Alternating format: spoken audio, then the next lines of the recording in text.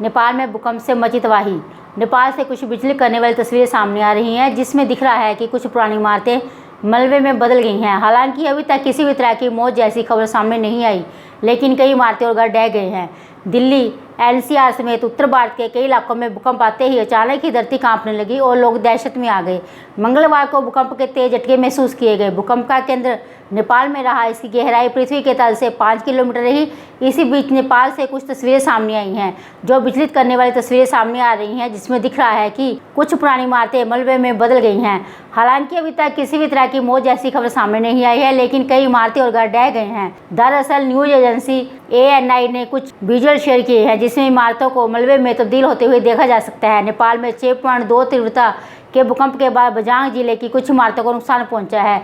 ये सब तब हुआ जब पश्चिमी नेपाल में मंगलवार को दोपहर भूकंप के तेज झटके महसूस किए गए।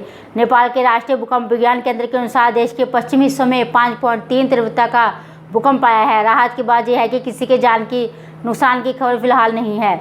नेपाल के बजांग जिले में 2 भूकंप का केंद्र बताया जा रहा है, जहां भूकंप का पहला झटका दोपहर 2:45 पर आया, जिसकी तीव्रता 5.3 बताई गई है, जबकि दूसरा झटका का केंद्र बजांग जिले के ही चैनपुर में था, जो कि 3:06 पर महसूस किया गया, जिसकी तीव्रता 6.2 बताई गई है।